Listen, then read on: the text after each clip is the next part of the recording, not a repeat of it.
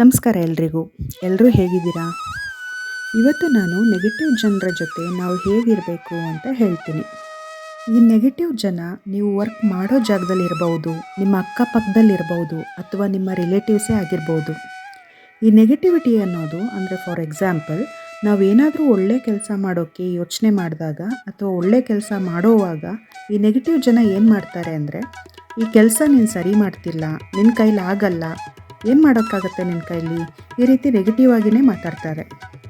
ಕೆಲಸ ಬೇಡ, ಏನಾದರೂ ಸುಮ್ಮನೆ ಇದ್ದರೂ ಯೂಸ್ಲೆಸ್ ಮಾತನ್ನು ತೆಗೆದು ನೆಗೆಟಿವ್ ಮಾತಾಡ್ತಿರ್ತಾರೆ. ಅವಳಂಗೆ ಇವಳಿಂಗೆ ಈ ರೀತಿ. ಅದಕ್ಕೆ ನಾವು ಮೊದಲು ನೆಗೆಟಿವ್ ಪೀಪಲ್ ನಿಮ್ಮ ಲೈಫಲ್ಲಿ ಇರೋದು ಯಾರು ಅಂತ ಫೈಂಡ್ ಔಟ್ ಮಾಡ್ಕೋಬೇಕು. ಹಾಗಿದ್ರೆ ಈ ನೆಗೆಟಿವ್ ಜನ ಅಂದರೆ ಹೇಗೆ ಗುರುತಿಸೋದು?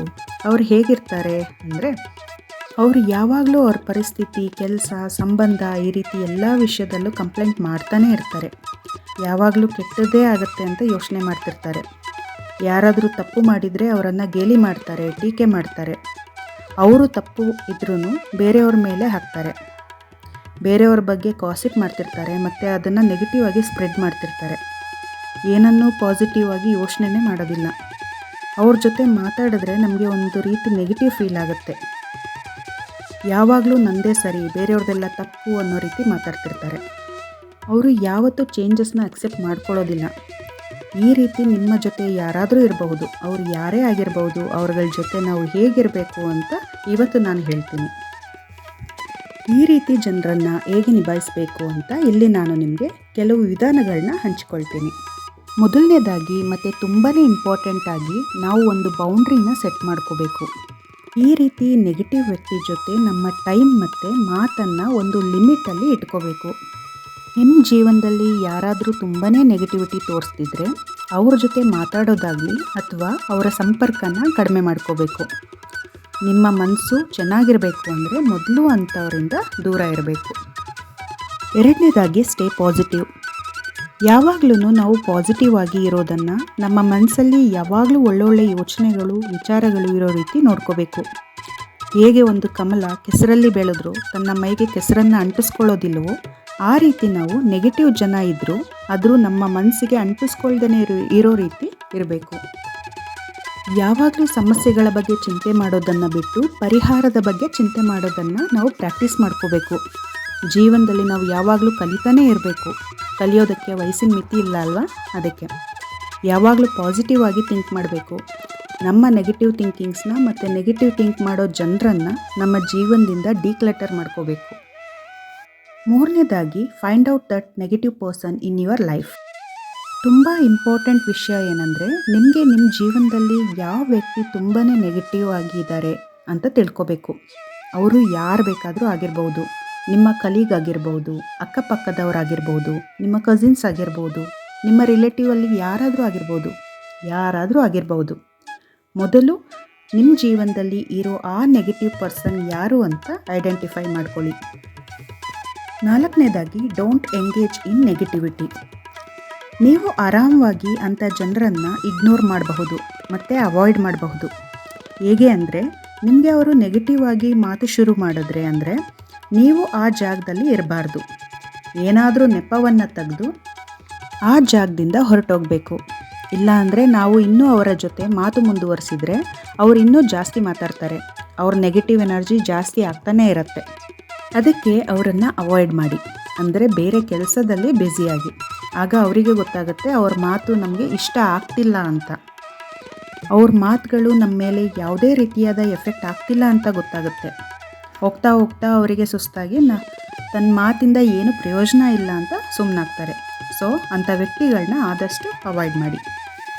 ಐದನೇದಾಗಿ don't ask general or unnecessary question. General questions ಅಂದರೆ ಹೇಗಿದ್ದೀರಾ, ಏನು ಮಾಡ್ತಿದ್ದೀರಾ, ಹೇಗೆ ನಡೀತಿದೆ ಎಲ್ಲ ಅಂತ ಕೇಳೋದಕ್ಕೆ ಹೋಗಬೇಡಿ.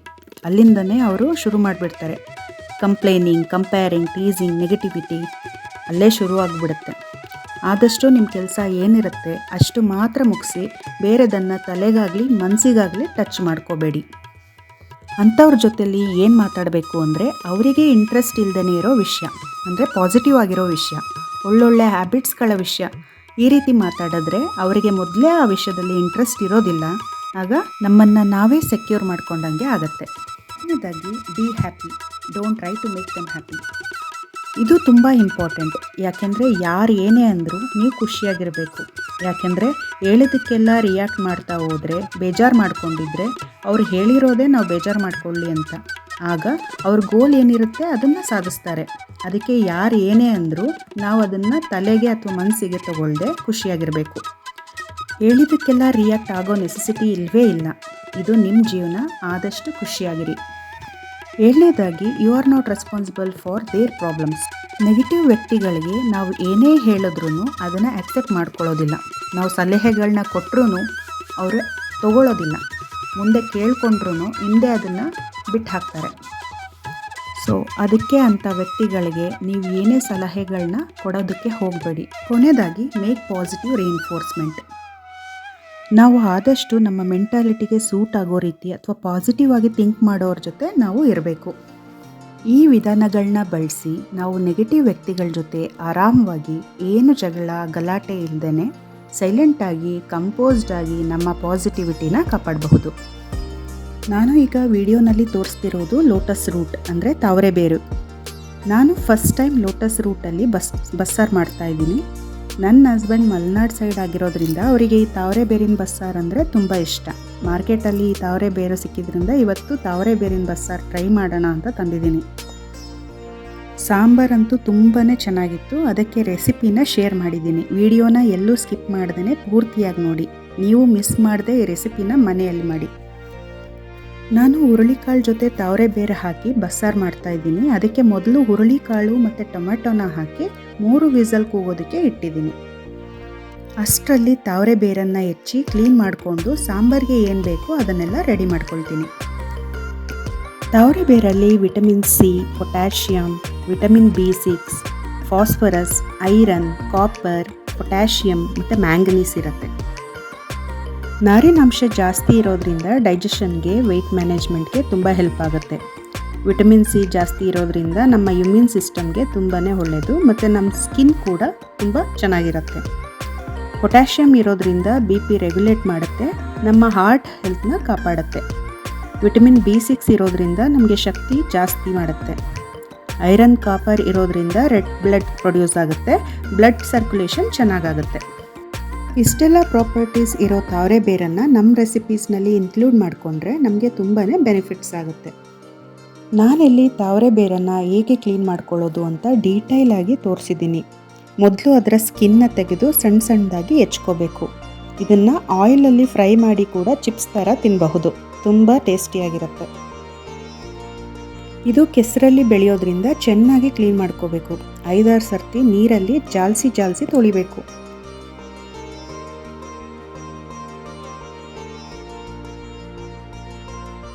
ಈಗ ನಾನಿದನ್ನು ನೀರಲ್ಲಿ ಚೆನ್ನಾಗಿ ವಾಶ್ ಮಾಡ್ಕೊಳ್ತೀನಿ. ಅಷ್ಟರಲ್ಲಿ ಬೇಯಕ್ಕಿಟ್ಟಿದ್ದ ಹುರುಳಿಕಾಳು ಸಹ ವಿಸಲ್ ಕೂಗುತ್ತೆ. ವಿಸಲ್ ಬಿಡೋ ಅಷ್ಟರಲ್ಲಿ ಸಾಂಬಾರಿಗೆ ಏನು ಬೇಕೋ ಅದನ್ನು ರೆಡಿ ಮಾಡ್ಕೊಳ್ತೀನಿ. ನೋಡಿ, ಇದು ತಾವರೆ ಬೇರನ್ನು ಚೆನ್ನಾಗಿ ವಾಶ್ ಮಾಡಿದ್ಮೇಲೆ ಈ ರೀತಿ ಕಾಣುತ್ತೆ. ಹುರುಳಿಕಾಳು ಈ ರೀತಿ 3 ವಿಸಲ್ ಕೂಗಿಸಿದ್ರೆ 3/4 ಭಾಗ ಬೆಂದಿರುತ್ತೆ. ಅದನ್ನು ತಾವರೆ ಬೇರನ್ನು ಹಾಕ್ಕೊಂಡು ಇನ್ನೊಂದು ವಿಸಲ್ ಕೂಗಿಸ್ಕೊಳ್ಬೇಕು.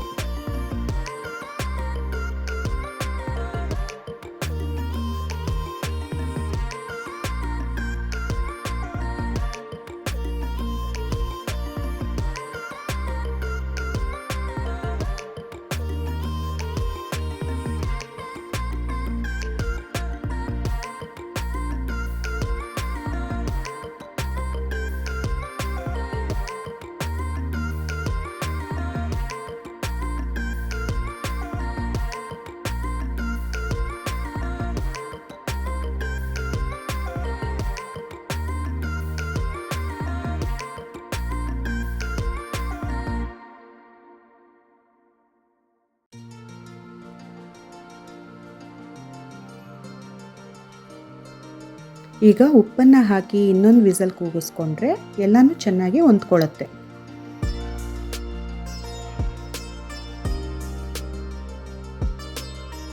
ನಾನು ಇದನ್ನು ಇನ್ನೊಂದು ಸ್ಟವ್ಗೆ ಇಟ್ಟು ಸಾಂಬಾರಿಗೆ ಏನೇನು ಬೇಕೋ ಅದನ್ನು ಫ್ರೈ ಮಾಡ್ಕೊಳ್ತೀನಿ.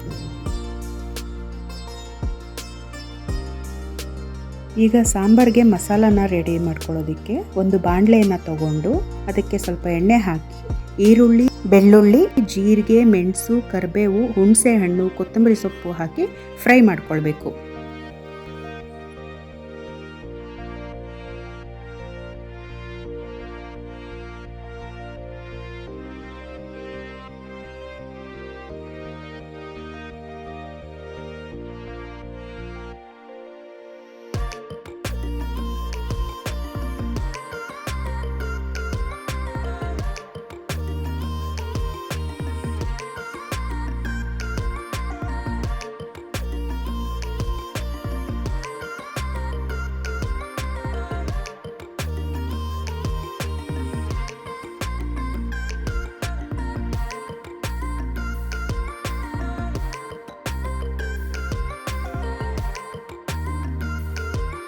ಈಗ ಹುರ್ದ್ಕೊಂಡಿದ್ದೆಲ್ಲ ಆಗಿದೆ.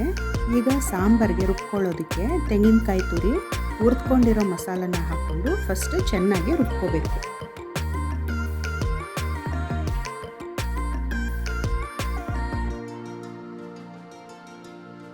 ಈಗ ಇದಕ್ಕೆ ಅರಿಶಿನ ಪುಡಿ, ಧನಿಯಾ ಪುಡಿ, ಅಚ್ಕಾರದ ಪುಡಿ ಹಾಕಿ ಅಷ್ಟರಲ್ಲಿ ಹುರುಳಿಕಾಳು, ತಾವರೆ ಬೇರು ವಿಸಿಲ್ ಕೂಗೋದಕ್ಕೆ ಇಟ್ಕೊಂಡಿರೋದನ್ನು ಕೂಡ ಬಿಟ್ಟಿರುತ್ತೆ. ಈಗ ಹುರುಳಿಕಾಳು ಮತ್ತು ತಾವರೆ ಬೇರು ಎರಡು ಚೆನ್ನಾಗಿ ಬೆಂದಿರುತ್ತೆ. ಈಗ ಅದಕ್ಕೆ ಹಾಕೊಂಡಿದ್ದ ಟೊಮೆಟೊ ಕೂಡ ಬೆಂದಿದೆಯಲ್ಲ, ಅದನ್ನು ಕೂಡ ರುಬ್ಬೋದಕ್ಕೆ ಹಾಕ್ಕೊಬೇಕು. ಮತ್ತು ಜೊತೆಗೆ ಸ್ವಲ್ಪ ಬೆಂದಿರೋ ಹುರುಳಿಕಾಳು ಮತ್ತು ತಾವರೆ ಬೇರನ್ನು ಸಹ ರುಬ್ಬೋದಕ್ಕೆ ಹಾಕೋಬೇಕು. ಈಗ ಇದನ್ನು ಚೆನ್ನಾಗಿ ಗ್ರೈಂಡ್ ಮಾಡ್ಕೊಳ್ಬೇಕು. ಈಗ ಈ ರೀತಿ ಬೆಂದಿರೋ ಹುರುಳಿಕಾಳು ಮತ್ತು ತಾವರೆ ಬೇರನ್ನು ಒಂದು ಹೋಲಿರೋ ಪಾತ್ರೆಗೆ ಹಾಕ್ಕೊಂಡು ನೀರನ್ನ ಸಪ್ರೇಟ್ ಆಗಿ ಸೋಸ್ಕೊಬೇಕು. ಯಾಕೆಂದರೆ ಆ ನೀರನ್ನೇ ನಾವು ಬಸ್ಸಾಂಬರಿಗೆ ಉಪಯೋಗಿಸ್ಕೊಳ್ಳೋದು. ಈಗ ನಾವು ಯಾವ ಪಾತ್ರೆಯಲ್ಲಿ ಸಾಂಬಾರು ಮಾಡ್ತೀವೋ ಆ ಪಾತ್ರೆನ ತಗೊಂಡು ಸ್ವಲ್ಪ ಎಣ್ಣೆ ಹಾಕಿ ಅದಕ್ಕೆ ಸಾಸಿವೆ ಹಾಕಿ ಸಿಡಿದಾದ್ಮೇಲೆ ಹಿಂಗನ್ನು ಹಾಕ್ಕೊಬೇಕು. ಆಮೇಲೆ ರುಬ್ಬಿರೋ ಅಂಥ ಮಸಾಲಾನ ಹಾಕಿ ಸೋಸಿರೋ ಅಂಥ ನೀರನ್ನ ಇದಕ್ಕೆ ಹಾಕಿ ಇನ್ನೊಂದು ಸ್ವಲ್ಪ ನೀರನ್ನು ಇದಕ್ಕೆ ಸೇರಿಸ್ಕೊಬೇಕು. ನಿಮಗೆ ಸಾರಿನ ಕನ್ಸಿಸ್ಟೆನ್ಸಿ ಎಷ್ಟು ಬೇಕೋ ಅಷ್ಟು ನೀರನ್ನು ಇದಕ್ಕೆ ಸೇರಿಸಿ ಸ್ವಲ್ಪ ಕರಿಬೇವಿನ ಸೊಪ್ಪನ್ನು ಸೇರಿಸಿ ರುಚಿಗೆ ತಕ್ಕಷ್ಟು ಉಪ್ಪನ್ನು ಹಾಕಿ ಇದನ್ನು ಬೇಯೋದಕ್ಕೆ ಬಿಡಬೇಕು.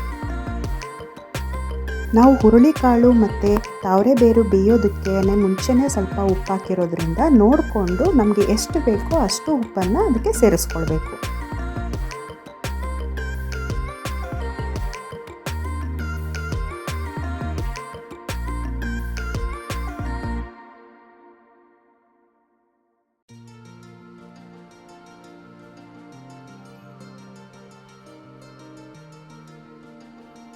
ಈಗ ಇದು ಚೆನ್ನಾಗಿ ಕುದಿದ್ರೆ ಹುರುಳಿಕಾಳು ಮತ್ತು ತಾವರೆ ಬೇರಿನ ಬಸ್ಸಾರು ರೆಡಿಯಾಗುತ್ತೆ. ಈಗ ನಾನು ಪಲ್ಯ ಮಾಡ್ಕೊಳ್ಳೋದಕ್ಕೆ ಸಾಂಬಾರಿಗೆ ಹುರ್ಕೊಂಡಿದ್ದ ಬಾಣಲೆನೇ ತೊಗೊಂಡಿದ್ದೀನಿ. ಅದಕ್ಕೆ ಸ್ವಲ್ಪ ಎಣ್ಣೆ ಹಾಕ್ಕೊಂಡು ಹೆಚ್ಚಿದ ಈರುಳ್ಳಿನ ಹಾಕ್ಕೊಂಡು ಹಸಿಮೆಣಸಿನ್ಕಾಯಿ, ಕರಿಬೇವಿನ ಸೊಪ್ಪನ್ನು ಹಾಕ್ಕೊಂಡು ಚೆನ್ನಾಗಿ ಫ್ರೈ ಮಾಡ್ಕೋಬೇಕು.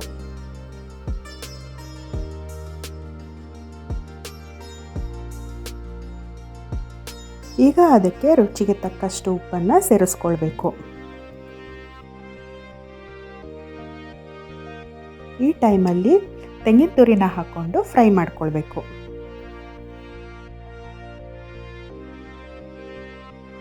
ಈಗ ಬೆಂದಿರೋ ಹುರುಳಿಕಾಳು ಮತ್ತು ತಾವರೆ ಬೇರನ್ನು ಸೋಸ್ಕೊಂಡಿರೋದನ್ನು ಹಾಕ್ಕೊಂಡು ಫ್ರೈ ಮಾಡ್ಕೊಬೇಕು.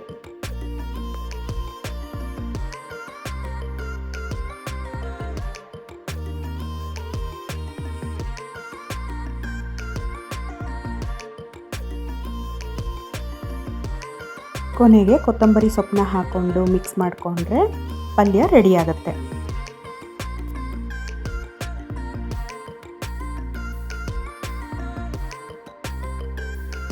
ಈಗ ಬಸ್ಸಾರು ಪಲ್ಯ ಎರಡೂ ರೆಡಿಯಾಗಿದೆ. ಮುದ್ದೆ ಜೊತೆ ತಿಂದರೆ ತುಂಬ ರುಚಿಯಾಗಿರುತ್ತೆ.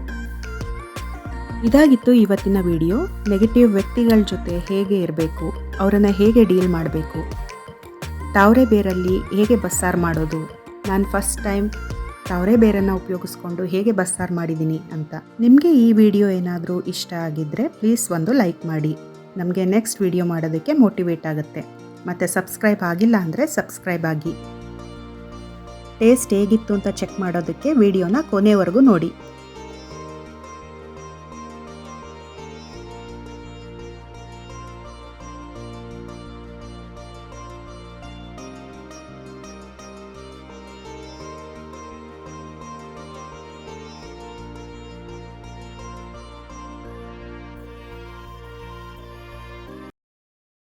ಸೂಪರ್ ಆಗಿದೆ.